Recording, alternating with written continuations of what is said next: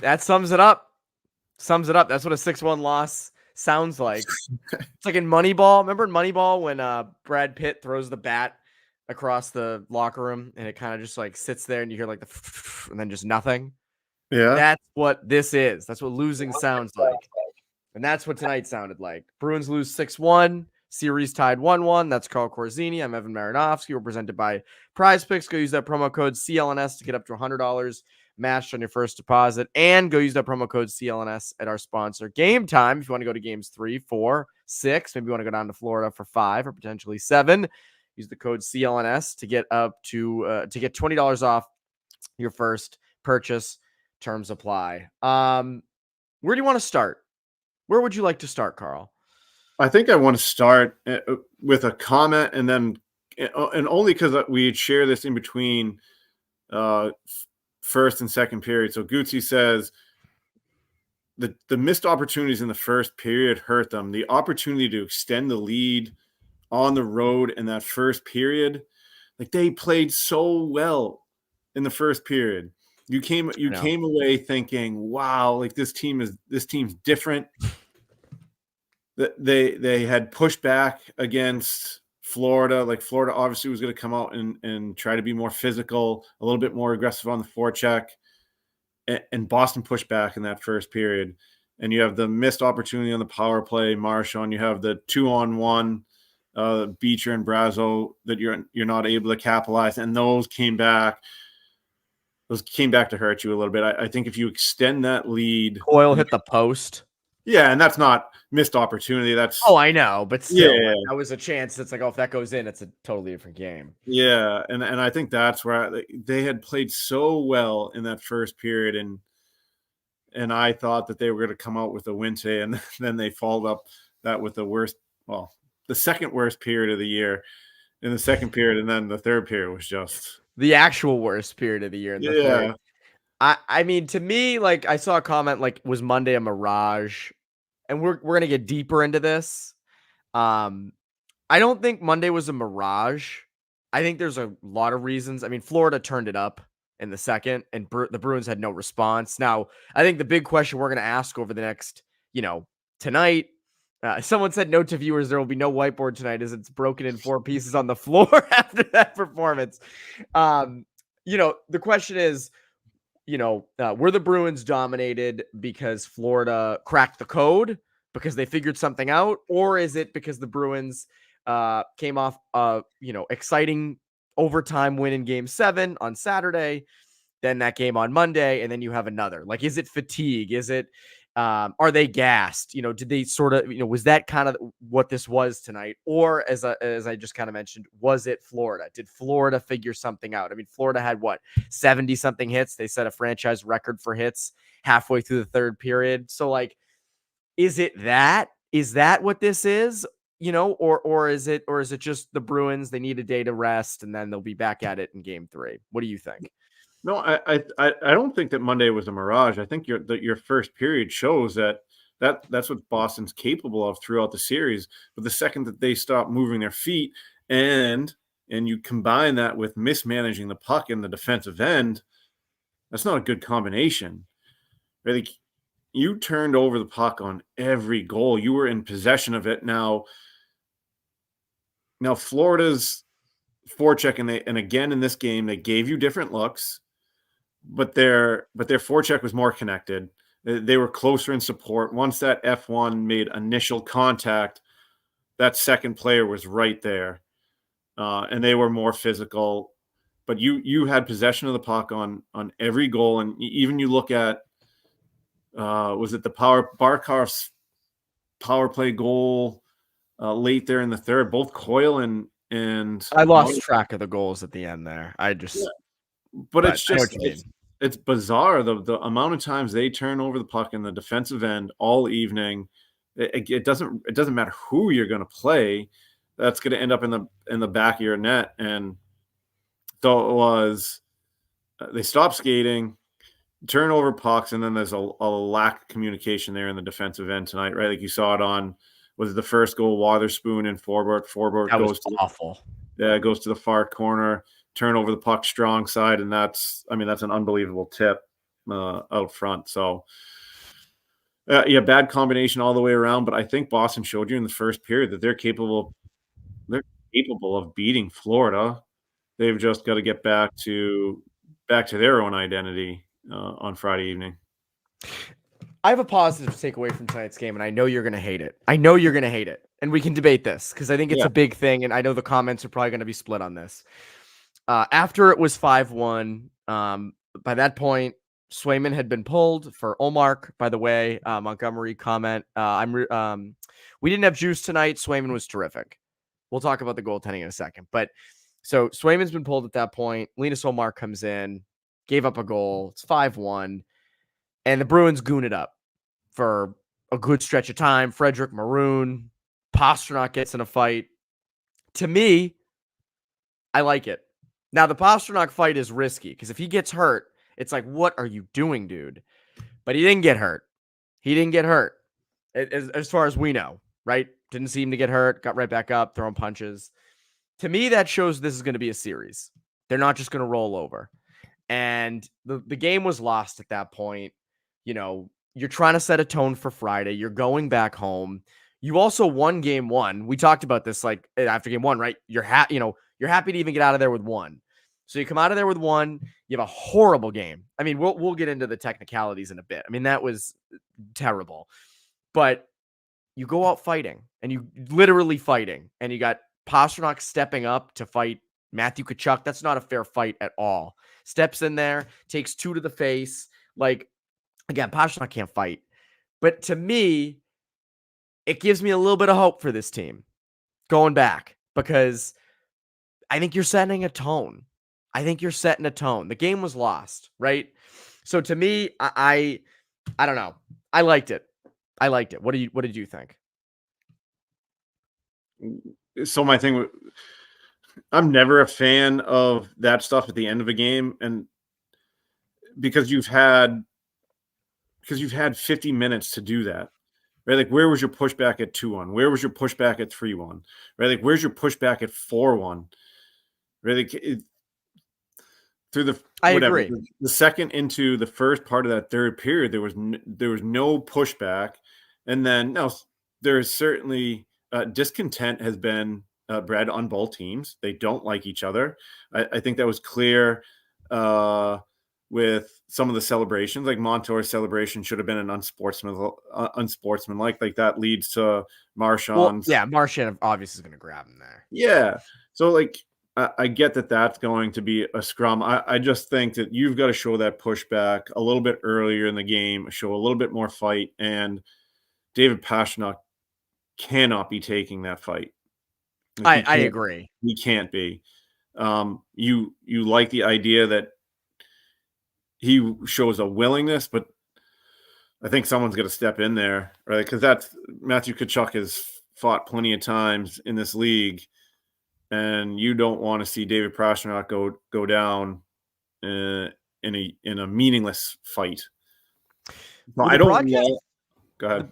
The broadcast didn't really show how that started. Maybe I missed it, but they didn't show how it started. And if it was provoked, you're right. I mean, someone should step in for him there. You don't expect him to do that, but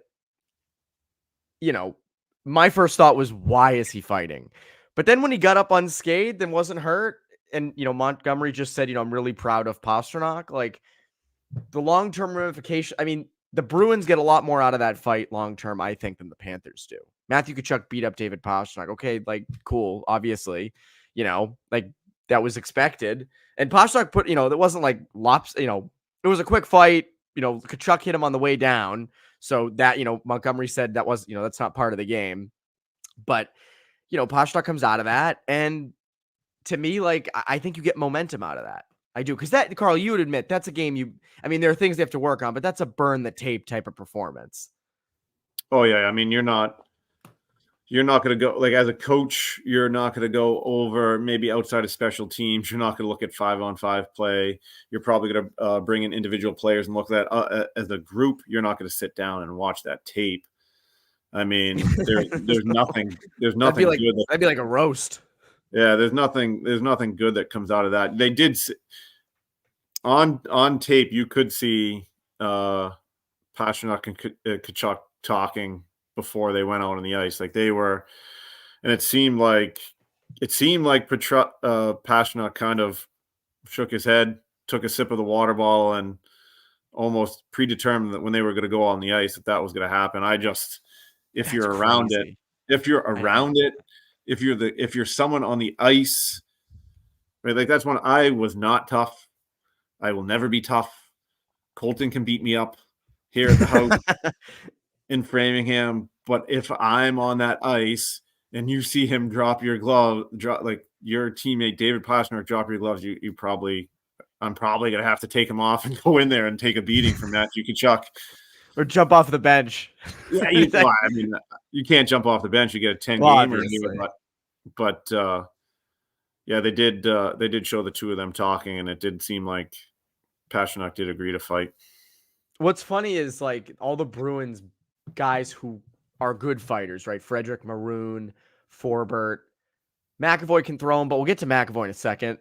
I'm wondering what's going on there, but like Forbert, Frederick, Maroon, like, the question is, what would it have been different if they had lasted long enough to be around for that? I think, but obviously they didn't. They were all gone at that point. I love how ESPN brings on Dave Jackson, the ref analyst, who just, I guess, sits there the whole game waiting for things like that to happen. Go to him like once a game. I wonder what does he have like a beautiful spread of food in his green room? Like, did you ever see the ESPN commercial? And I'm blanking on the football reporter's name. He was a legend, and he's in his bedroom and he's like, "Mom, bring me my Chinese food." He just has like the top of a suit on, but like no pants on. I wonder if that's Dave Jackson. But Dave Jackson was mentioning they're going to hand out 10s like they're candy, and they did. Everybody got misconducts. Everybody was gone. I should remember that ESPN reporter's name. It'll come to me at some point. So again, I agree with you. John Clayton. Yes. Thank you, Luke. John Clayton. Thank you. My God. I should not have remembered. I should have remembered that. Thanks to Luke Chason. Yes. Luke somewhere. Luke is a real one.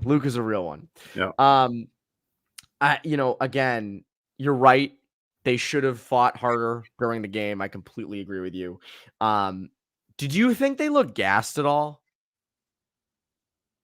Well, I think, yeah. I mean, it's going to catch up to you at some point, and when it catches up to you is when you realize the game has gotten away from you, and it probably got away from you, like you're saying, that 3-1 goal with 0.3 seconds left. Those are just demoralizing goals because you go into the locker room that's all you can kind of focus on. That was a backbreaker. Yeah, you can't focus on the positives of that period when you haven't played well, and if you get out of that period 2-1, there's some hope that you can still get back into the game with a bounce. But when you go in knowing that you had full control of the puck, right, like it's in the back of your net, and that's what you're thinking about for 18 minutes, and then you come out and you're literally flat. Like you turn over the puck on that fourth goal, and the game is done, and then you're not skating, and that's what ended up happening there in the third period. They're just no pushback. Then you let that fatigue set in, right? Like you're playing on adrenaline, you're playing on energy there in the first period. You're in the game. You got a lead. You've created a bunch of chances, so you're not thinking about how you feel. And then as the game slowly started to get away from you, now that sets in a little bit. And then you think about it too in that second period, and late, you're taking back-to-back penalties. You killed some penalties there in the second period. Now you end up using the same people too much. And so people are now on the bench sitting there for an extended period of time where they wouldn't otherwise if it was 5-on-5. And so those are some of the things that caught up to you. And I don't know what it is. 5 too many men on the ice, penalties. Awful. Through the course if you went and won a Stanley Cup, if you played the full 28 games, 5 too many men on the ice would be far too much. You wouldn't even have 2. No, right? Like you look at it, the Bruins have had 5 and the rest of the league's had 4. And so I don't know what that comes from. Like if they were jumbling their lines all the way around, you could see a potential for that. But that's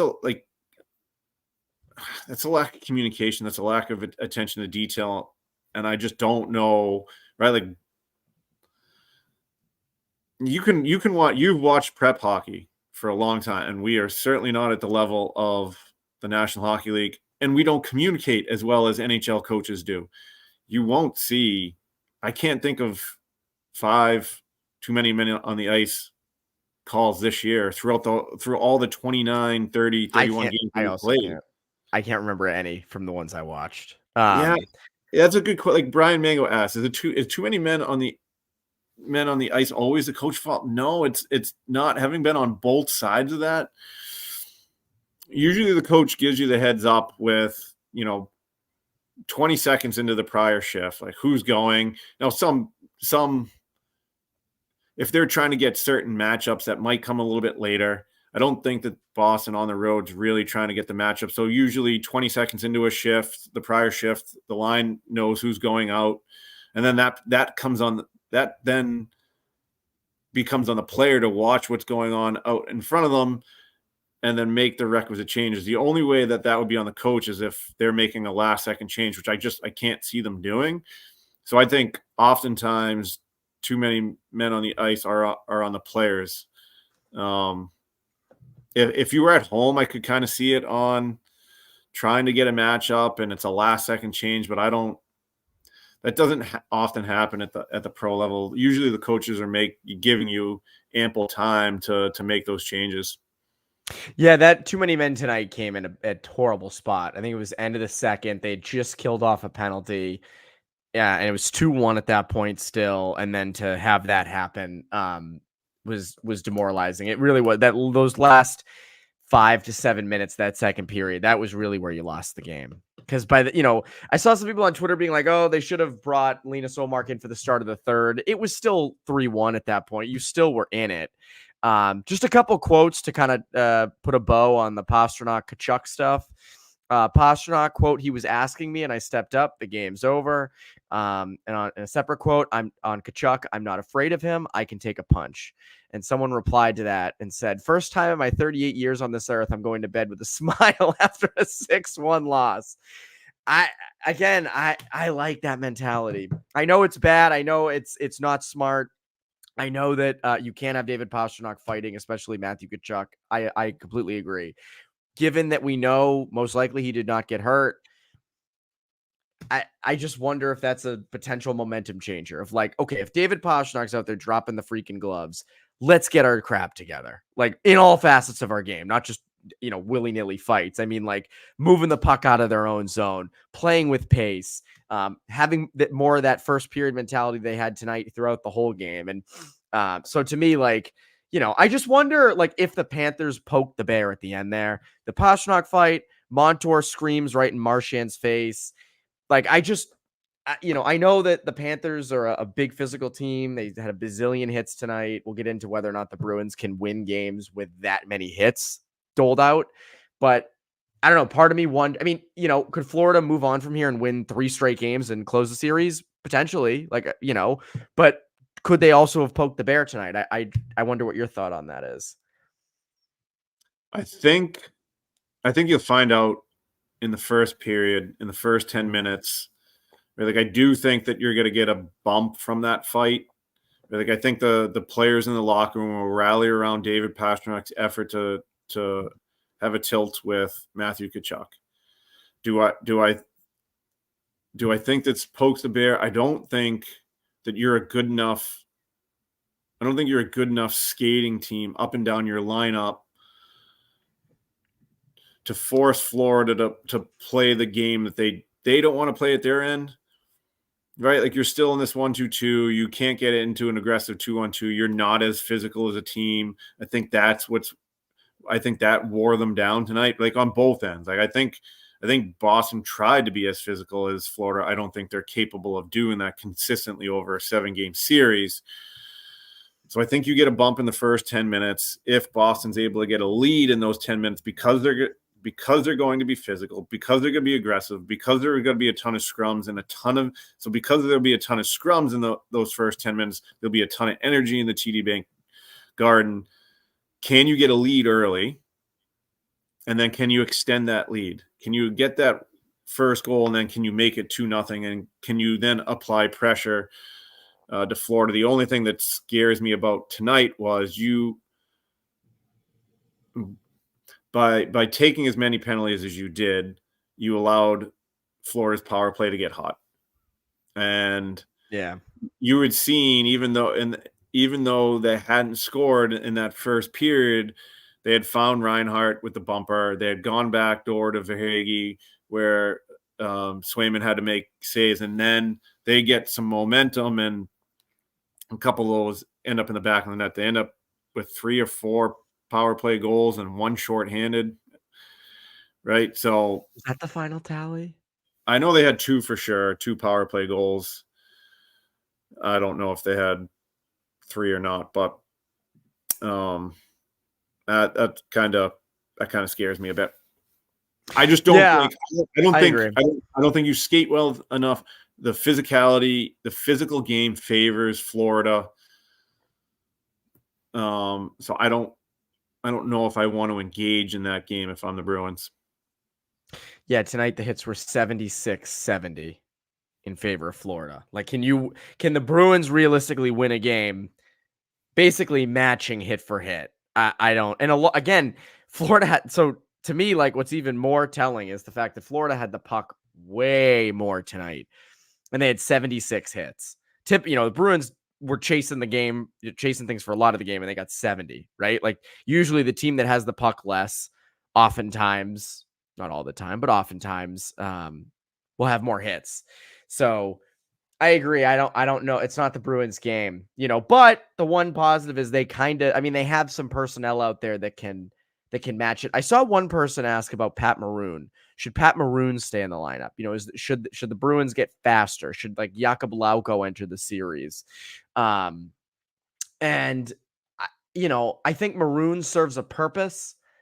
Like, there at the end, I think he would have been valuable when the game gets out of hand. There were only a couple of good, ozone, forechecks by him of kind of chasing guys down. If he gets within like a stick's length of someone, he could be effective.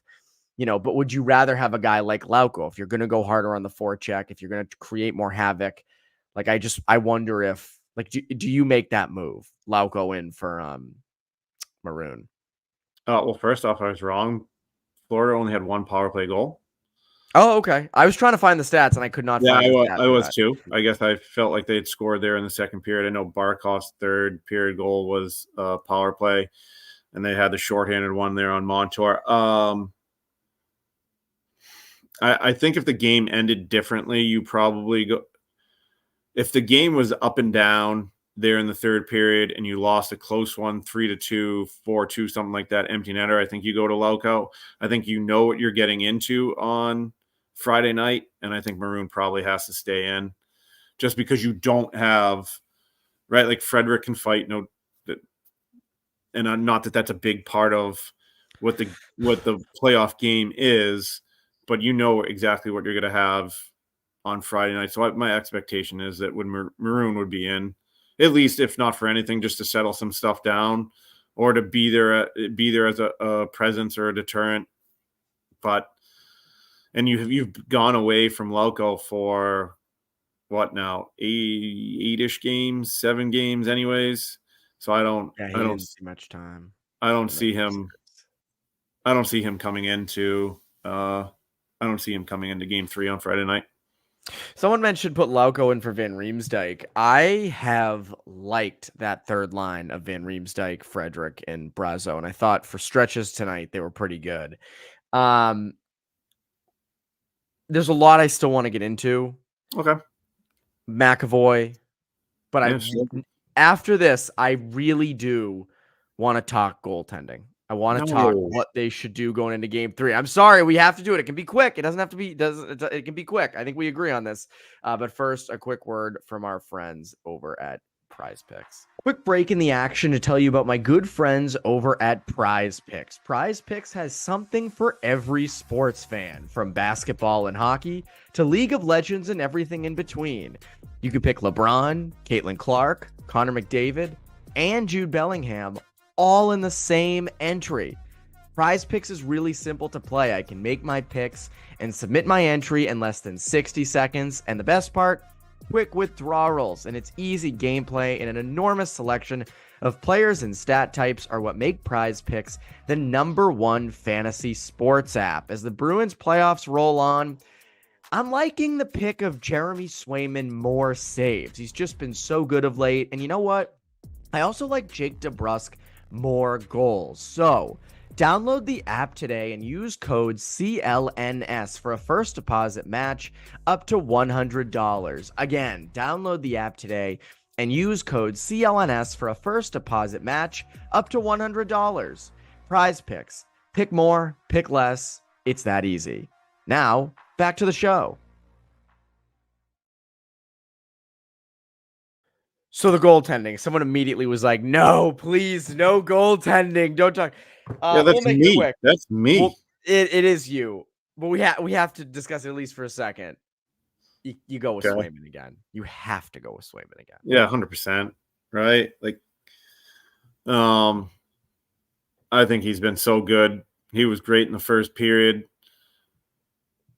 I think it's everyone else around him there, second and third period. Would you like him to make one of those saves in the second? Sure, but there's no reason for you to go away from him. And I think that's probably essentially what Montgomery said to him coming off the bench, like, hey, here's a great opportunity to get your rest. Team in front of you is not playing that well. Take the period off, but be ready to go on Friday. And now I'm not don't know what that's necessarily what he said, but I'm sure it's something along those lines. Hey, we let you down. Be ready to go on Friday. I think there's two reasons Swayman's coming in just based off what's happened. One was, as you mentioned, Monty pulling him aside as he left the ice and being like very like nodding his head, and Swayman was nodding his head.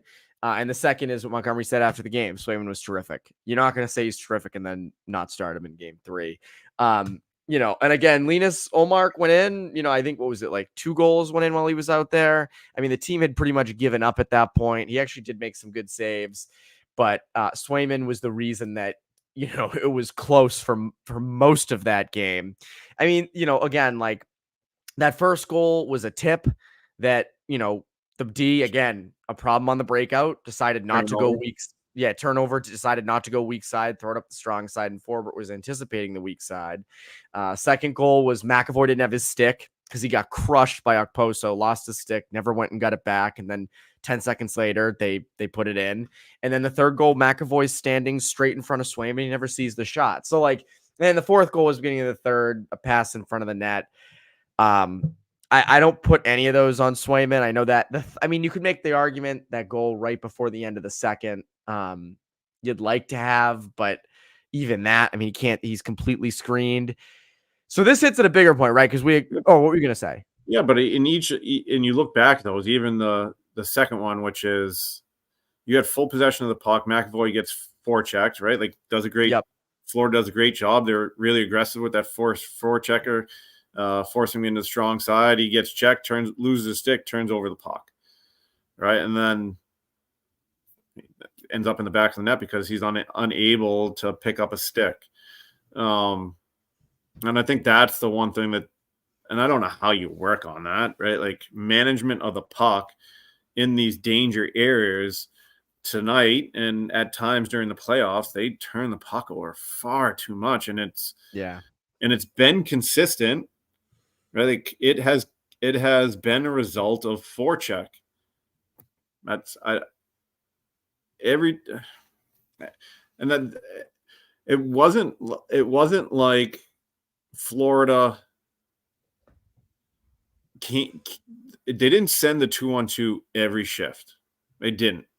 Right, like they threw different looks at him, and what I didn't do enough of a study on was, are they giving different looks with different lines, or does Paul Maurice just let them read the game and that dictates the forecheck that they're going to go with? A lot of those turnovers were on the 1-2-2, which is fairly passive, and you're still throwing pucks up the strong side, and with those two, which is fine. Like you tell your kids all the time, like, all right, go off the wall, because Florida still got to get it off the wall. and then get to the, get it to the middle of the rink in order to be successful. And that's why the first goal is so frustrating. It's a turnover on the wall, and then they get it right from Montour out front to Lawrence, right? Like, there's no one there. So, yeah, the management of the puck and the turnovers and the swings and own end, like that stuff has got to change for game 3. It does. It absolutely does. And it's been Florida started this problem for the Bruins last postseason. This was when this really reared its head.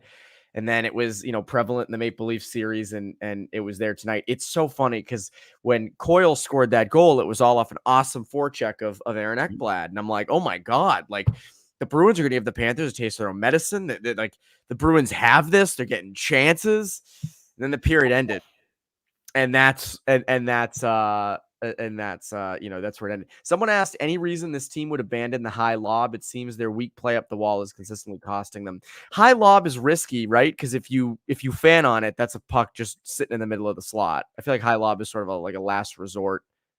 Yeah, it's usually like high lob is tough when you're under pressure, right? Like you got to get it on the heel of your stick, get it up in the air, and hope that you've got everything on it. I mean, essentially, that's why you see them. I mean, they are doing it in a sense. They're just going off the glass. Going off the glass is to prevent against a pinching defender, which Florida did a little bit. So a pinching defender is just their strong side defenseman steps down on top of a winger. They did that at times. And I think that's the thing that has probably got Boston confused is they're showing them multiple looks throughout the game. They're not sticking with one particular forecheck, which Boston seems to do. They're pretty consistent with their 1-2-2 forecheck throughout the whole game. And so at times you can create turnovers if that F1's really aggressive. If you don't, it's an easy breakout. And I think at least for Boston, they've got to think about what they're seeing in that half second of identifying what kind of forecheck you're seeing that puts more pressure on you.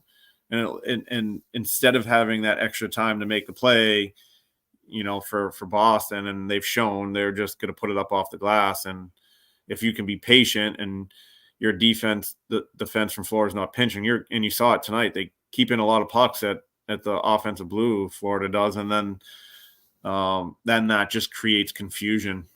So I like the adjustment that I would make here for Boston is they've got to create more turnovers in the offensive end. And then once they create those turnovers in the offensive end, can you create exchanges? Can you create confusion in the offensive end? Can you activate your D like you did on the Lowry goal the other night? You've got to force Florida to defend for more of the game, and you didn't do that tonight. And clearly, right? Like you had 16 shots for a 60-minute game. That's not good enough. So you weren't putting enough pressure on Florida. You weren't creating turnovers. You didn't do enough to force them to defend. And as long as they're defending, then they're not hitting you. And that's their priority is to put pressure on your defense, to physically hit them every chance they get. And so you've probably got to make an adjustment to your forecheck. You're probably going to have to look at your zone entries being right. Like, and it's not what you want to do. You consistently talk about possession of the puck, but you look at the last two teams that you've played, Florida and Toronto, they're consistently putting pucks in behind you. And then, right, like tonight, creating those offensive opportunities.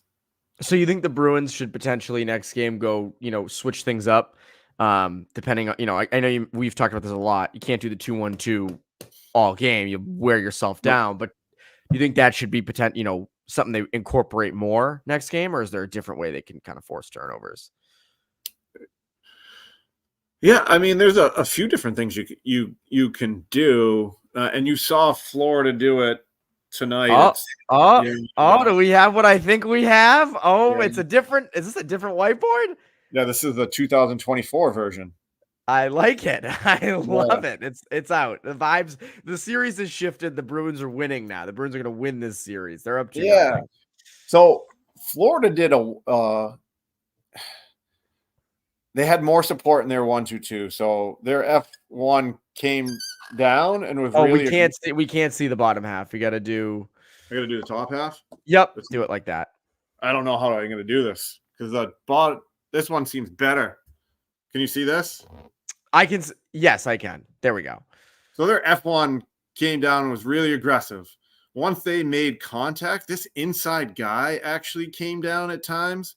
And just so contact's made here, and this person was right down. You still sealed off the wall because the only way for Boston to go up was in this area, and they were creating turnovers here, and they couldn't get out the weak side just because this F2 was so aggressive. It's not a 2-on-2 where you're just those first two forecheckers are going immediately.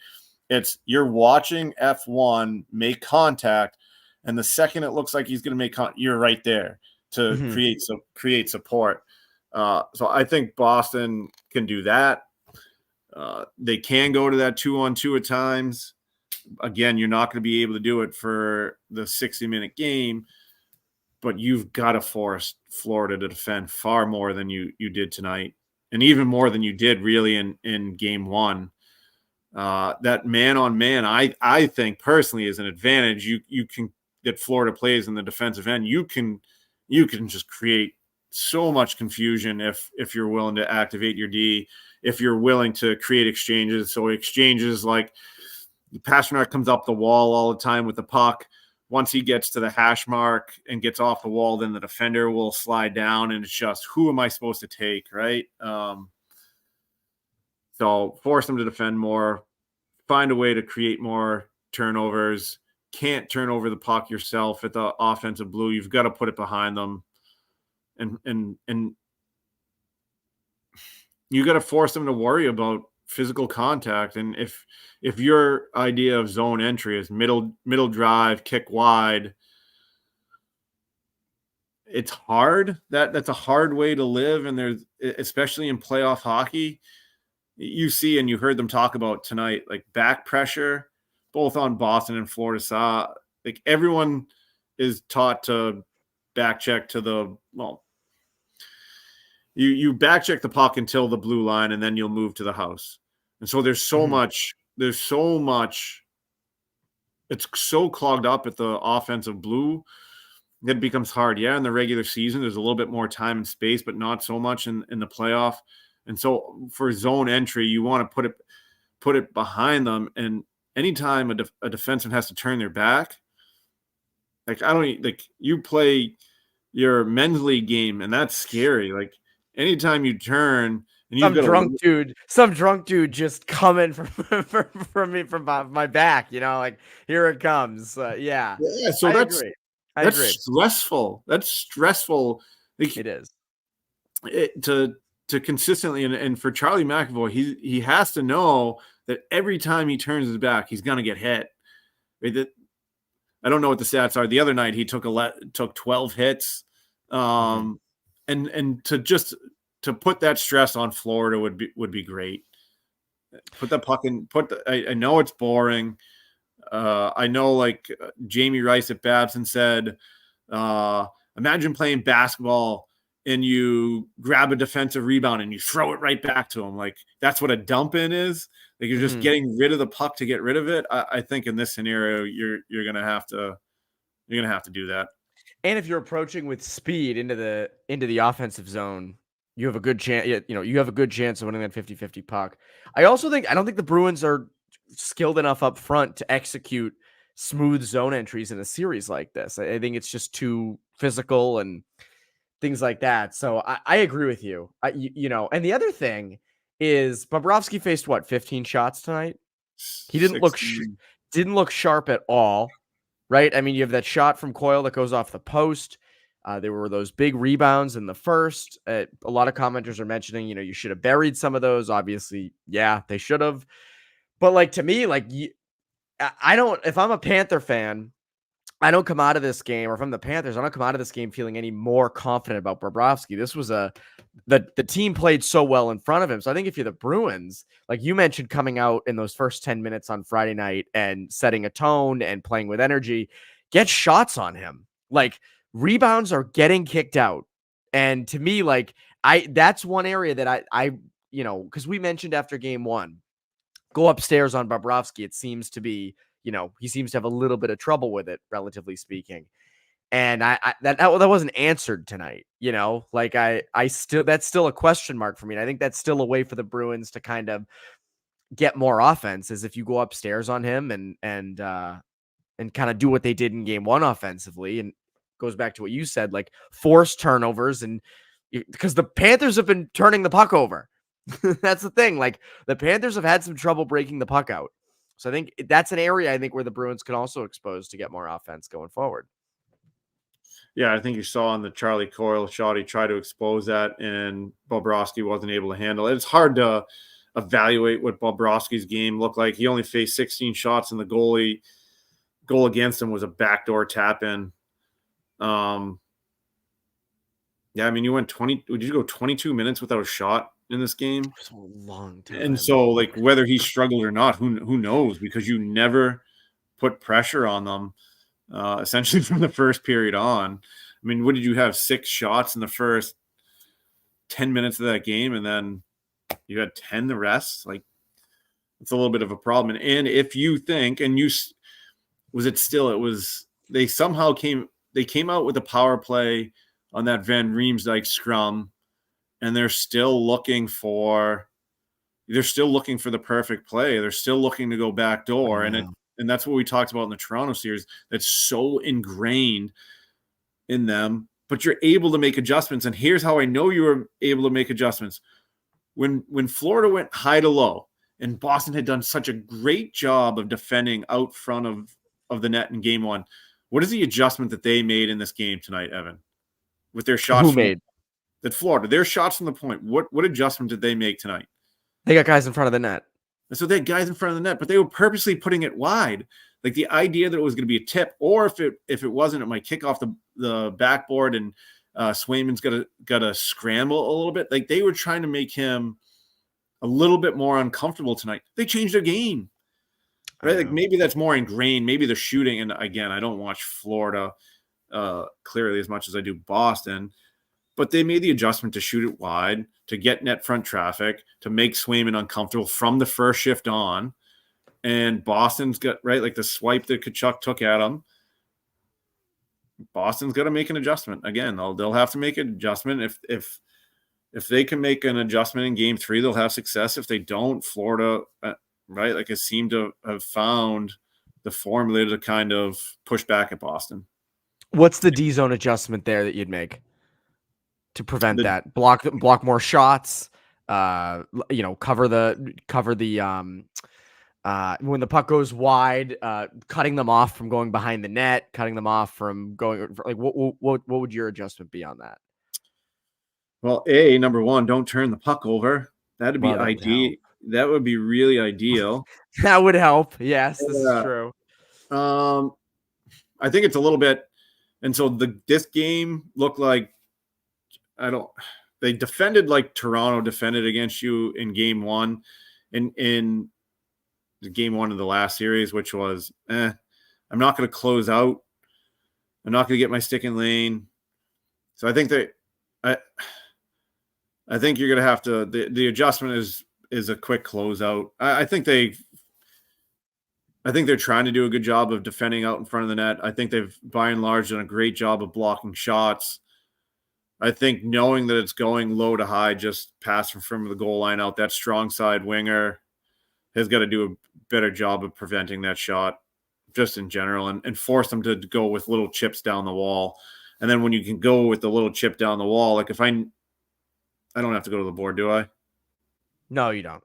When you then, like, if that strong side winger gets out quicker and you force the little chip down the wall, that's when what you're talking about, when I can anticipate that and I jump that pass, whether that's the center, whether that's the defenseman. You just at this point can't allow that shot to happen. Let's keep it in the D zone. Yeah, so quick. Yeah, so Brian's asking, quick closeout, like what is that? So typically your strong side wing stands at the top of the circle, of the face-off circle to prevent to prevent either a winger coming off the wall and attacking the net, or if they make that pass out to the strong side defenseman, I can get out there. Mm-hmm. Tonight, when that pass got to the strong side defenseman, it was casual. I'm going to block the shot, as opposed to, all right, that pass is gone. I've got to skate full speed, get stick extended, and make sure a shot's not a reality. Today, Boston was okay with that shot coming from the outside. It was, hey, we've relied on Swayman. He's made these saves. I don't need to close out as quick as I need to. So they've got to now, instead of allowing that shot, knowing that Florida was aggressive out front of the net, you can't let that shot to happen. And you've got to force them now to make plays behind the net. Yes, I agree. I want to keep things in the D zone, though, because I want to talk McAvoy. This is going to be a big topic over the next couple days. But first, a quick word from our friends over at Game Time. Quick break to tell you about my good friends over at Game Time. I am very excited about the NBA playoffs, and what's awesome is here in Boston, TD Garden is the best atmosphere for a playoff game. Thankfully, we have Game Time, which is an authorized ticket marketplace of the NBA, which makes playoff tickets even faster and easier. Prices on the Game Time app actually go down the closer it gets to the tip-off. And with killer last-minute deals, all-in prices, views from your seat, and their lowest price guarantee, Game Time takes the guesswork out of buying NBA tickets. Maybe it's the NBA playoffs or it's the NHL playoffs. The same is true with the Bruins. TD Garden gets so fun during this time of year, and you want to be there. The Bruins and Celtics are in pursuit of championships, and as the rounds go on, the crowd gets better and better. Nothing beats it. And with Game Time, there's last-minute deals. Save up to 60% off buying last-minute tickets for sports, concerts, comedy, theater. There's flash deals. Save even more with exclusive in-app deals on select seats ahead of the game or event. And there are zone deals. Save even more when you choose a section and let Game Time choose the seats. Again, take the guesswork out of buying NBA tickets and head over to Game Time. Download the Game Time app, create an account, and use code CLNS for $20 off your first purchase. Terms apply. Again, create an account and redeem code, again, CLNS. I can't be more clear about that. Use code CLNS for $20 off. Download Game Time today. Last minute tickets. Lowest price guaranteed. Now, back to the show. CLNS. Don't forget it. CLNS. I think that's ingrained in everybody's mind. McAvoy. This, as I mentioned, a lot of people talking about this. Not good tonight. I think he's struggled at times this postseason. Dropped his stick, didn't go and pick it back up, and got beat to, on a net front goal on the second one. Blocked Swayman on that third goal. I thought he also, turnovers wise, had a few. It's been a continuous thing. A lot of people are speculating, like, is he injured? Is there something? I haven't noticed something that could be an injury. Like, I haven't seen, is it a hand? Is it something with his knee? Like, I don't know. I have not seen anything with his game. I know, like, Pete Blackburn kind of speculated on Twitter. Oh, he dropped his stick. He's been doing that a lot lately. Is it like a hand? I haven't really noticed that. To me, like, there's a couple things. I mean, obviously, like, defensemen are going to make mistakes, but his have seemed to be a lot. And the other end of that is he needs a big play. You need something big out of McAvoy, whether it's a really good shutdown game where he has a lot of blocks, a lot of hits, a lot of clean zone exits, a goal, an assist. Like, they need more from him, and it hasn't been there. But I think the stuff that stands out the most is the turnovers and just the problems in his own zone right now. And he's getting the tough matchup. They mostly stuck Lindholm with him tonight. They mostly went up against that Kachuk line. But I mean, what needs to change with him, and what have you thought about him so far? Well, I think overall, like, myself personally, I'm a huge Charlie McAvoy fan. I am too. I think he's fantastic. Yeah. I think the thing that's hard for him, and you look at, pick your top 10 defensemen in the National Hockey League, right? Very rarely are they getting those first line matchups. And he consistently gets those every night because he's such a good defender. He's a physical player, right? Like someone that needs to make physical contact. So those hits over the course of the playoffs are going to wear on him. Now, if you look at him, and this is the question that I would have, if you look at him in the regular season, and now clearly there's less time and space, he makes a ton of plays under pressure to the middle of the rink all the time. Now, by and large, because they've seen a 1-2-2 forecheck, those plays aren't available. But because he can make those plays, and he'll make those passes under duress on his backhand in the middle of the rink all the time, no big deal. He did it consistently all year. That lends me to believe that he's good enough to make a reverse and get out the weak side. That's why I want to know, has it been mandated? Has it been mandated that chip it up? Let's get it off the glass. That's going to be our breakout for the series because Lindholm, I think you've seen it enough. Carlo, they're consistently going off the glass. Now, every once in a while, they'll go out the weak side, but it hasn't been a priority. And so a lot of those turnovers, if not all of them for goals, have been just chips off the glass. I didn't see that throughout the regular season. So that would be my only question. Has it been a coaching point that that's what they want to do? And I'm not saying it is. I don't know. Or are they feeling the pressure of those hits and they just want to get rid of it? I've seen him make too many high leverage plays to have this many turnovers over the course of 9 games in a playoff series. So I don't know if that's a coaching point. I don't know if pressure's gotten to him. I don't know if he's injured. He's way too good of a player to play the way that he has in these playoffs, I would say.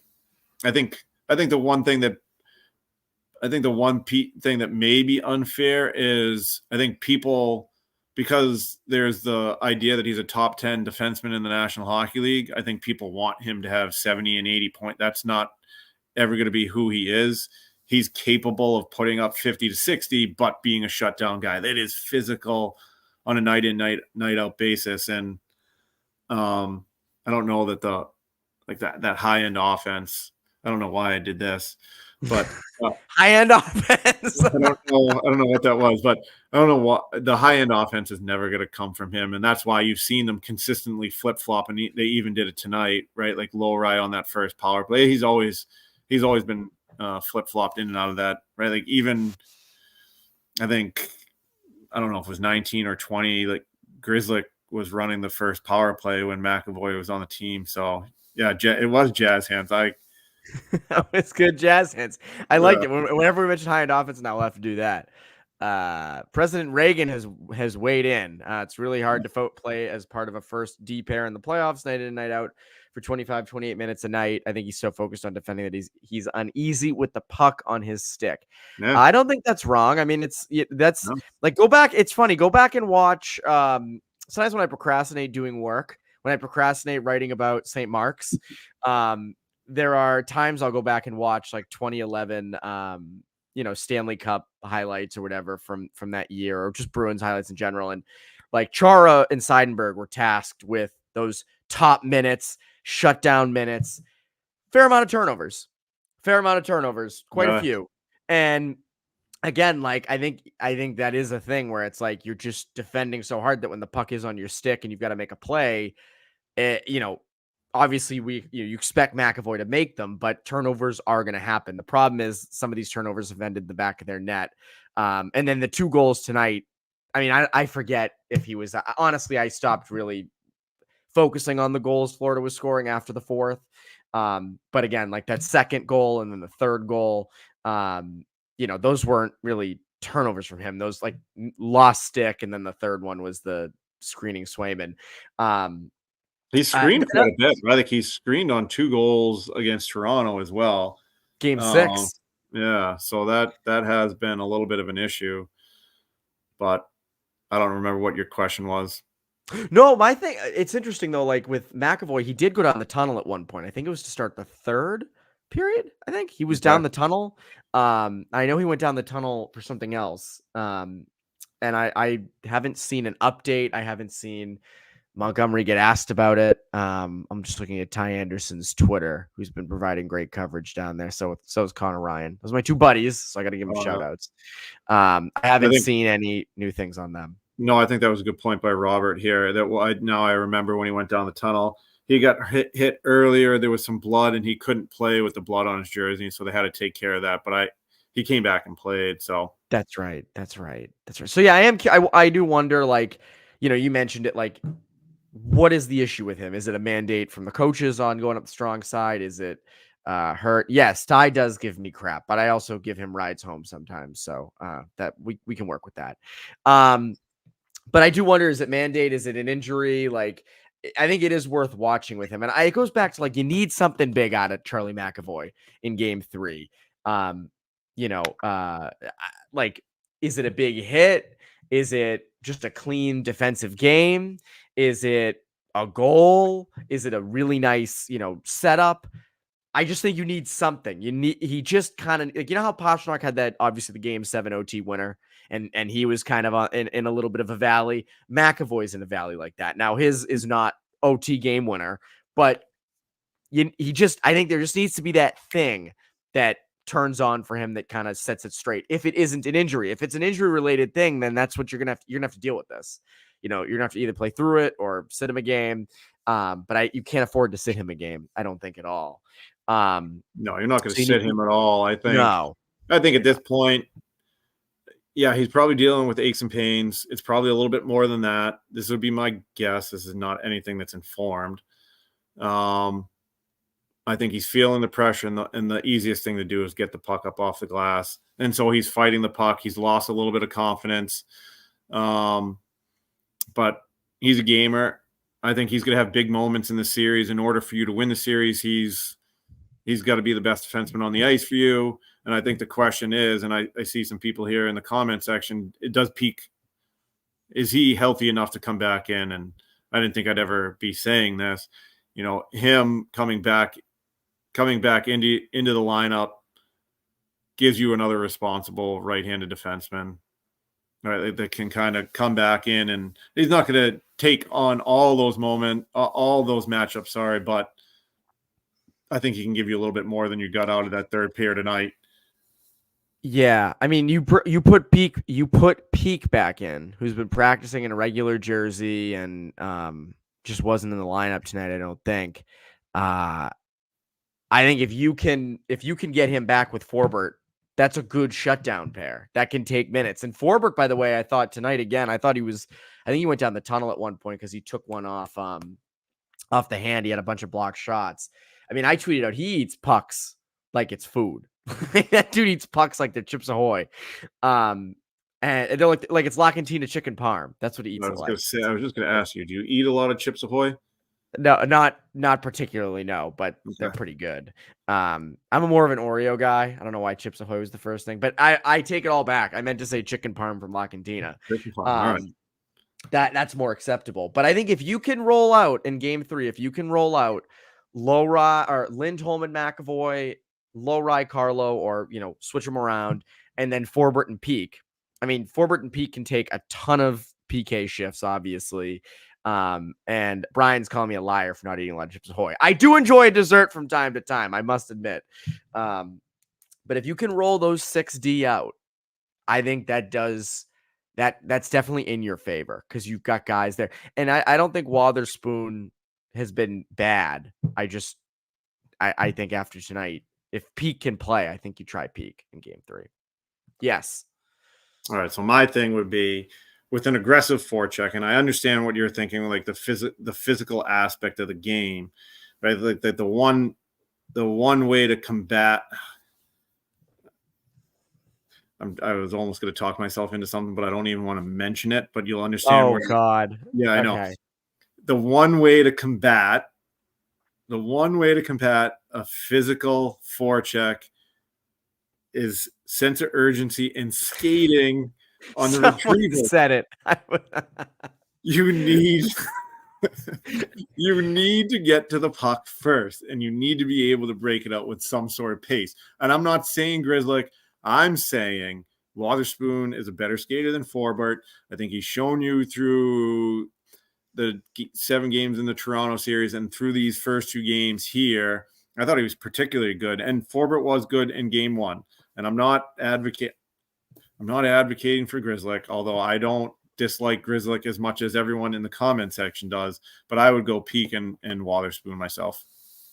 That's fair. I mean, again, you know, I think if you're going to be pinned in your own zone, Forbert's probably better at, you know, blocking shots and clearing the front, but also you don't want to be pinned in your own zone. So all right, I was that just gonna say, like, why do you want to strive for mediocrity? And I know you don't. I'm not saying that Forbert's mediocre. If the game called for him to be in the game, he's a great option, like especially on the PK. Great player.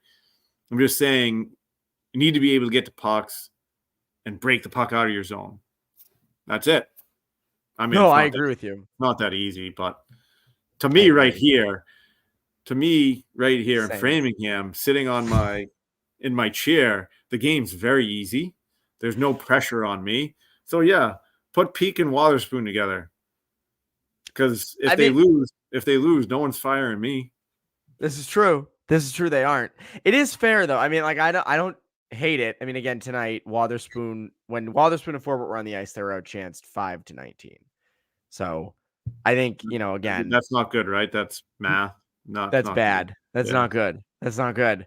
I agree with you. I think, you know, there's a lot of hate for Grzelcyk in these comments. I don't think it's warranted. And I forgot about Kevin Shattenkirk, Mel, completely. Sorry, I did.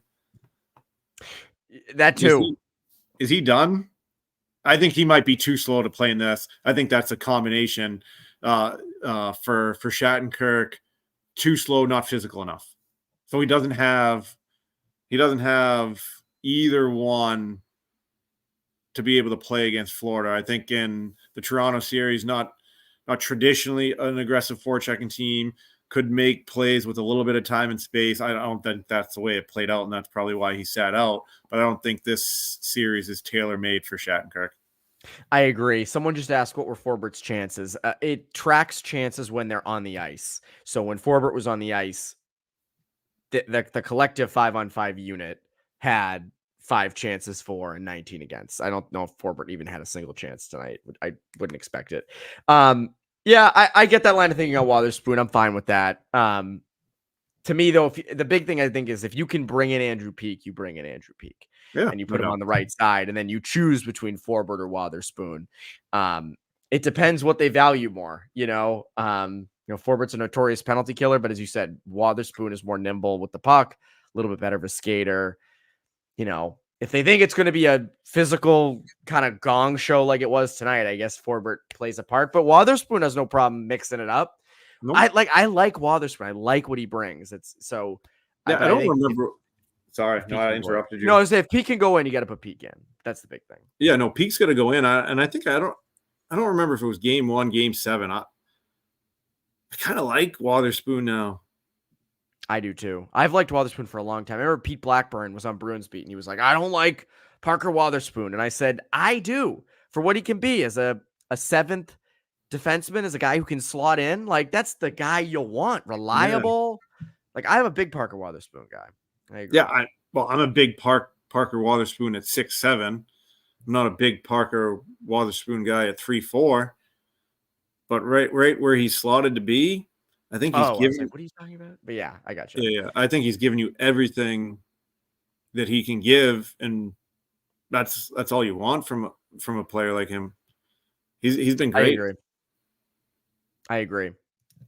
So on D, most likely going into game 3, we would keep the top 4 as is. Again, low rise been great. Someone asked me earlier, and forgive me, we were talking about something else, so I didn't address it. Someone asked me if I think low rise taking Grzelcyk's spot next year. Yeah, I do. I don't think Grzelcyk's not coming back next year. No, I think he's done. He's unrestricted, right? So he is. Someone will give him a ton of money, and good for him. Carl, I don't know if you knew this. This network, me, Connor, Ryan, we are a pro bag chasing podcast. We are very for players going out and getting their money, whether it's in Boston or wherever. Pro bag, exactly what we are. So Good for Grzelcyk. He'll go on and someone will give him good money. And so Cam this asked me this earlier. What are your thoughts on the emergence of Lowry? I think has been great. Tonight really wasn't his game, but it wasn't anybody's game. I didn't think he was that bad tonight. Like I didn't really notice him being bad unless I missed something, but he wasn't an issue. I think he continues to be solid. He skates the puck well. He's a guy who can break the puck out of your own zone. So I do think that that's probably something that we've missed over the course of this hour is that the power play's dried up. And you tried to insert him on that power play to give you a little bit something different. And I don't know what I don't know what they were looking for from him. But that power play's got to get going. You've got to create momentum. And they haven't done that through this series, right? Like two games without a goal. I think they had an opportunity to go up 2-0. I don't remember if it was 1-1 or 1-0 with a power play there. And it's just been flat. It's been flat. There's no movement. You see Florida moving and adjusting and going down to the goal line and looking for that bumper. If they're not going down to that bumper, that guy off the half wall is going back door, and Boston's just stagnant. It gets up top, you kick it to the edges, and then what, right? Like so your power play is really predictable at this point. And so that's to create momentum and to an extent in order to extend a lead, because you're scoring 5-on-5 goals. I think that statistic's been out there that in the series against Tampa, they only let up 7 5-on-5 goals, and they've already let up 5 in these 2 games. Mm-hmm. But your power play has been done nothing, and that's how you're going to extend a lead. So you've got to, and if you're not scoring, you can at least create momentum by doing what Florida's done, which is a lot of grade A's on those power plays. And I don't know what the answer is. I at least tonight they went to what would be 4 of their 5 best players. It did insert Lowry on there, but power play needs to get going. I think Lowry went in only on that top unit because McAvoy was still when he was in the dressing room, I think, for the blood. The broadcast pointed that out. So I don't like I wanted that too. I want to see Lowry with it because I think he's the perfect guy for it. But McAvoy is your top defenseman. He makes the most money. You rely on it. Do either you think they'll let Lowry run the top power play? I don't know. I mean, again, to me, like, I think you would only see that if he continues to pop offensively and or they go down like 3-1 and they're in game 5 and they're on the ropes fighting for their life and they try it. But I would like to see Lowry up there more. It's kind of like, and it's not, I know McAvoy's not at this point in his career at all. He's still very young. And I still think there is a little bit of an offensive ceiling there, or offensive potentially down the road. But like I remember when Chara used to be their top power play guy, and then Krug was there, and Krug came along, and they said, "All right, Z, like we don't want you playing all these extra minutes that you don't have to play. We have Krug. You're still going to be our number 1 guy and shut down, and you'll get chances in the ozone, but we're going to take some minutes off your plate." And I think like if Lowry continues to emerge, that could be what they end up doing, where it's like Lowry takes those top PP reps instead. So there's 2 things I want to talk about. One is, I think Robert says the issue with McAvoy in the power play is he never shoots. And now go back and watch him early in his career. And you and I were talking about this because you have the same issue with McAvoy in the power play. He doesn't shoot enough. Watch him early in his career. He shot all the time, and they kept taking him off. They kept taking him off the power play. That's why they had Grzelcyk. Like, sorry for people that don't like Grzelcyk. He used to run the first power play after Krug left and McAvoy and him were together. And that was because I think the guys around him got frustrated that he would shoot every opportunity that he got. And I think it, again, ingrained into him. All right, I got to, and rightfully so, let me find Pasternak for that one time, or let me find Marchand. Let those guys distribute. And my goal will be I'm the third option as far as being a shooter. So that's number one. He used to be a shooter. He doesn't shoot anymore.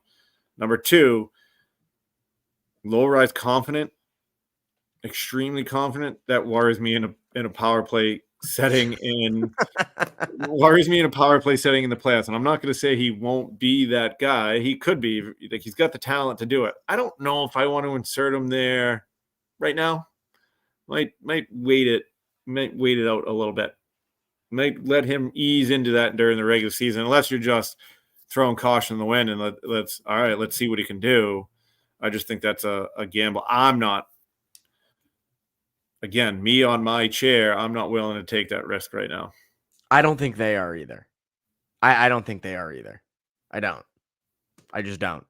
So, but yeah, I mean, I think it's an interesting thing, and it's an interesting case of, Low-Rise could step in. But yeah, I think going into game 3, your top 4 D stay the same. If Peak can play, I think he's your third pairing right shot guy. And then, is it Wotherspoon? Is it Forbert? We kind of already debated that, so I don't want to dive back into it.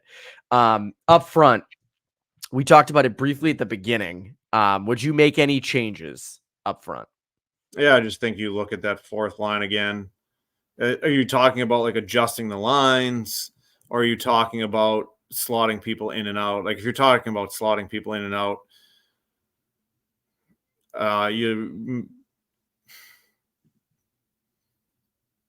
fourth line, like what is your expectation from them, right? Like, Patrick Brown played 6.5 minutes but had 7 hits the other night. If you anticipate it being a physical game and you're worried about face-offs, which I don't know how good those were tonight, maybe he slots back in. He's fine. He's not going to do much for you offensively. I think the Bruins had the higher face-off percentage, just 51.9% to 48. I would have to. All right. I want to check. There you go. Hey, let's go. That's a win. That's 2-0. Series is 2-0. That's what it is. I do think Maroon slots stays in, because I think your expectation is that that's going to be a physical game. And then you look at, I mean, Boquist wasn't very good tonight, but then again, no one really was, but you probably slot him out. Yeah, Maroon beat your Boquist. They were outchanced 3-10 in their 6 minutes of 5-on-5 time on ice. So it's an interesting thing of, like, if you're like, I don't want to take Maroon out though. I go back to that veteran leadership type thing, what he can do, especially garden crowd, lay some hits, get the crowd. Like, I don't know. I don't know. I'm not ready to take him out. If you want to take Boquist out, okay, maybe. And the other question is, like, what's Heinen's deal? Like, what is the latest on Heinen? We'll get a better idea of that tomorrow. Like, I liked him in the lineup when he was in. Do you put him back in and put him on that third line and move Brazo down? And then your fourth line is, you wouldn't do that. I mean, I like the third line as is. I like Van Riemsdyk. So would you take Van Riemsdyk out of that if you're bringing Heinen back in? No, I'd probably take Boquist out, and I don't know. I like Brazo right now. I like him getting minutes. I don't like him seeing fourth line minutes. I think he's been effective. I agree with that. I do think that, and now again, I'll say this: the team wasn't good. Van Riemsdyk wasn't great, but by and large, since he's been inserted into the lineup, he's been pretty effective. I don't really want to see him come out either. I do agree with you. Heinen's an effective player that kills penalties. What's wrong with making your fourth line better? Yeah. I mean, do you put Heinen on the fourth line though? Yeah, I think he's through the course of his career, he's played up and down your lineup because he can do a lot of things. And so I don't think he's someone that's going to have a difficult time adjusting to that fourth line. It's just who plays the right wing. I mean, obviously Beecher would slide into the middle, and I don't know what you do with Heinen and Maroon. It's a little different dynamic on that. It would be a little different dynamic on that fourth line, but yeah, I liked Heinen on that third line in that last series until he got hurt. Oh, I was okay with that. The problem is though, wait, let me ask you a question. I interrupted you again, but I need do to. it. You just said you currently like this third line, but then you like Heinen on the third line during the Toronto. So who do you want to keep on the third line, Evan? Well, that's what I'm trying to decide in my own head. I Long like night. this third line as is, but that's the problem. If Heinen comes in, who would you move down? Because you wouldn't move Van Riemsdyk down to the fourth line. That doesn't make sense. Brazeau has been playing too good. You keep him up there. Frederick has been solid. You're probably right. You probably put Heinen on that fourth line. Yeah, And it's better than what you got. It's better than what you're getting out of your fourth line right now because you're not getting a hell of a lot. well, I think So, the interesting thing is Zach has been bad. He's been bad. Yeah. Well, he had the assist mean- tonight, didn't he? He did have an assist. I'll give him that, but not like Yeah, no, but outside of that. the pace isn't there. He's not creating offensive opportunities. It's whatever. I know he hasn't scored, but it's not the like I'd be Be all interested end to all. see. Yeah, it's not the beat. Yeah, exactly. I'd just be interested to see what his shots look like through the playoffs. I can't remember him with too many shots throughout any series. Well, I mean, tonight, Yeah, this is awful. he was 0. His line when Zacha, Gigi, and Pastrnak were on the ice at 5-on-5, that line was outchanced 2-9, and Zacha had the second lowest Corsi for percentage. So again, that's chances for versus chances against, 3-13. So you need more from Zacha. Like, you need more. You need more. I don't know if you took any draws tonight. Or at least it was 0% face-offs. I don't know how many draws he took. But, like, I agree with you. Like, you need more from Zacha. And, like, Jake DeBrusk, too. So 0 shots in 15 minutes. Pastrnak had 0 shots tonight. That's not good. Well, he had the fight. I'll give him that. And he was preparing for that all night. Zacha did not take a face-off tonight. Yeah, they had Geeky down the middle. So again, you need more from Zacha. So game 3, the game 3 objectives are don't turn the puck over. No, don't don't turn the puck over. Don't do that, man. You need Zacha to activate and Pastrnak for that matter, but big time Zacha. And physicality wise, match them, but don't go out of your way to be them. Like, play your own game. I know it sounds so dumb and cliche, but it's true. Like, the Bruins laid 70 hits tonight. They lost 6-1. So like, I don't have a huge desire for that. And start Swayman. We talked about this already, so we're not going to dive all back into it. But game 3. I thought you wanted more turnover.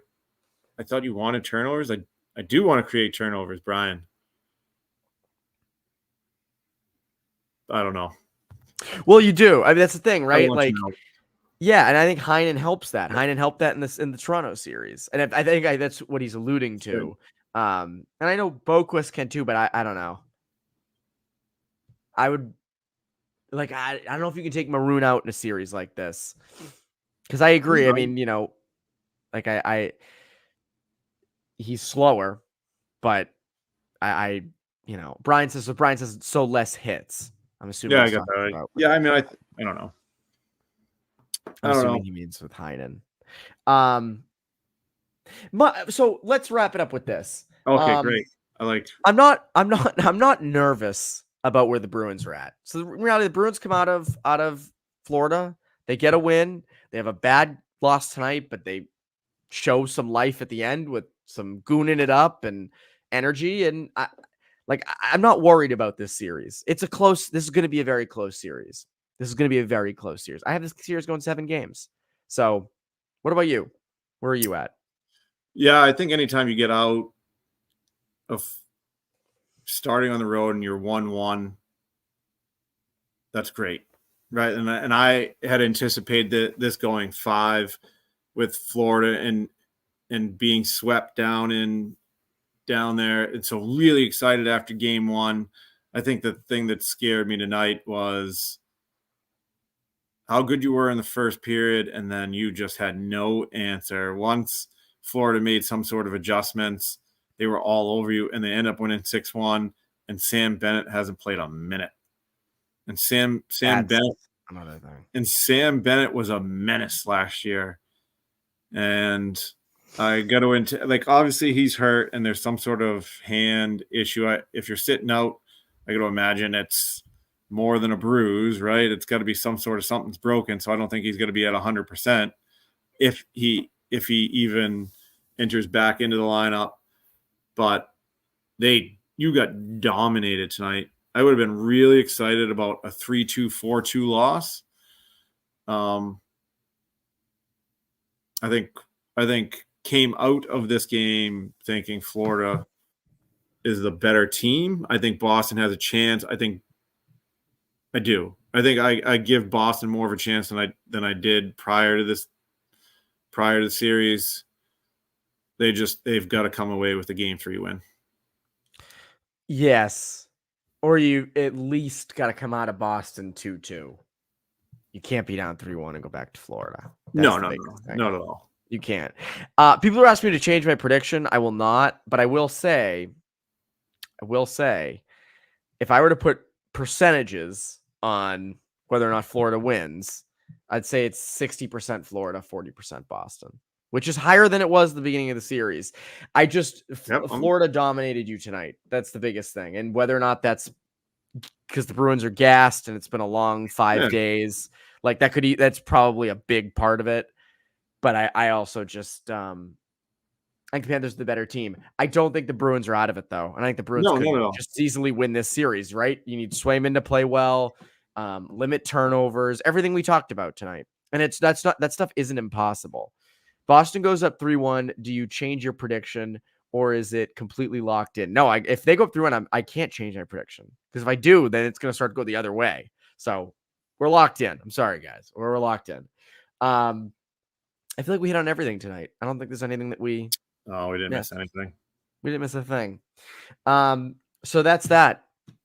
Bruins lose 6-1, gooning it up at the end. I haven't seen a game like that in a long time. Again, series tied 1-1. Game 3 is Friday night. Again, we're presented by Prize Picks. Use that promo code CLNS. Get up to $100 matched on your first deposit. And game time, use that promo code CLNS to get $20 off your first purchase. Terms apply. Friday night, we'll be back. We'll see you for game 3. Have a great rest of your night, guys. Thank you.